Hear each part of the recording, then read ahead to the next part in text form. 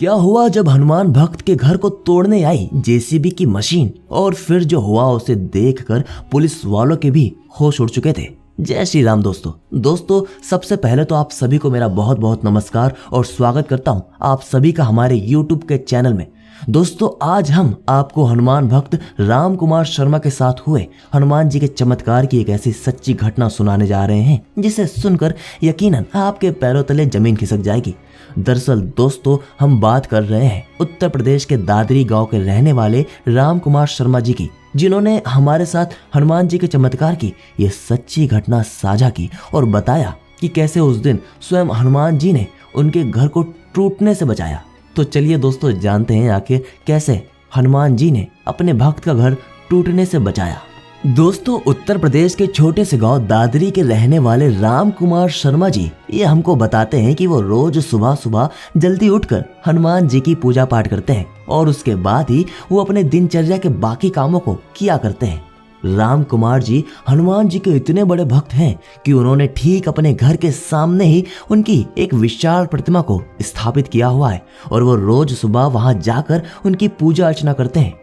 दोस्तों सिर्फ वही नहीं बल्कि उनके आस पड़ोस के लोग भी वहां जाकर हनुमान जी की पूजा अर्चना किया करते हैं। राम कुमार जी बताते हैं कि मुझे जब भी टाइम मिलता तो मैं अपने प्रभु हनुमान जी के मंत्रों का जाप करना चालू कर देता हूँ।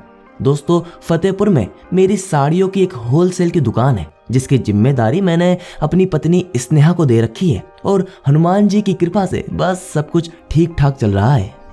वो बताते हैं कि ये बात सन 2001 की है जब उनके घर एक सरकारी नोटिस आया।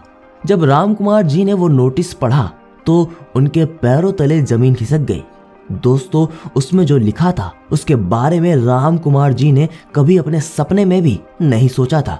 राम कुमार जी बताते हैं कि उनके मकान का एक हिस्सा सरकारी जमीन पर बना हुआ था जिसको तोड़ने का नोटिस उन्हें बहुत पहले मिल चुका था, पर राम कुमार जी ने इस बात को इतनी गंभीरता से नहीं लिया और इस बात को हल्के में ही जाने दिया।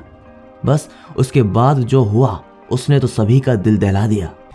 जब राम कुमार जी हनुमान मंदिर से पूजा कर बाहर निकले तब उन्होंने देखा कि उनके घर के पास बहुत भीड़ लगी हुई है और एक जेसीबी मशीन उनके घर के बाहर खड़ी हुई है।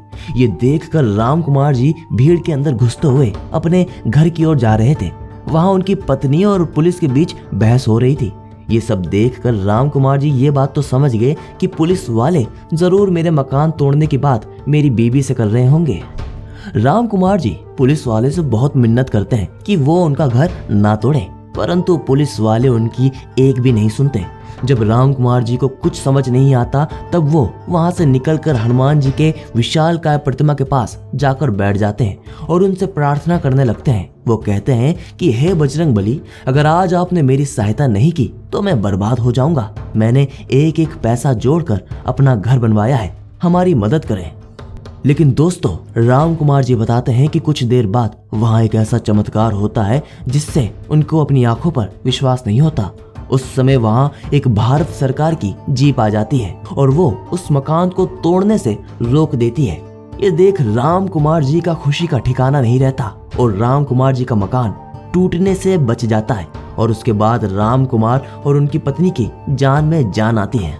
दोस्तों अब आप सोच रहे होंगे कि आखिर ऐसा हुआ कैसे। दरअसल दोस्तों उस दिन गांव के किसी दूसरे व्यक्ति ने अपने जान पहचान के विधायक को यह खबर दे दी कि मकान के ठीक सामने हनुमान जी का एक विशाल प्रतिमा बैठी हुई है। अगर किसी तरह जेसीबी उस मकान को तोड़ने गई तो कहीं ना कहीं हनुमान जी की प्रतिमा पर दरार आ जाएगी और अगर किसी तरह हनुमान जी की प्रतिमा को कुछ भी हुआ तो गांव वाले बस तहलका मचा देंगे।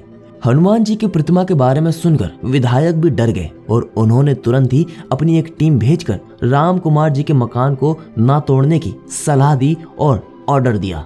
राम कुमार जी बताते हैं कि उन्होंने अगले मंगलवार को ही हनुमान जी के नाम का एक बड़ा भंडारा करवाया और हनुमान जी का दिल से शुक्रिया अदा किया। दोस्तों कहते हैं हनुमान जी अपने भक्तों को किसी भी प्रकार का कोई संकट नहीं आने देते और इसका जीता जागता उदाहरण है राम कुमार गुप्ता जी।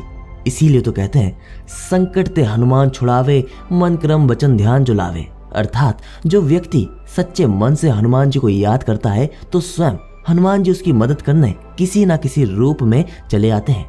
और अगर आपको हमारी ये वीडियो पसंद आई तो इसको लाइक कीजिए, शेयर कीजिए और अपने विचार कमेंट बॉक्स में रखिए। हमारे चैनल को सब्सक्राइब करना ना भूलें।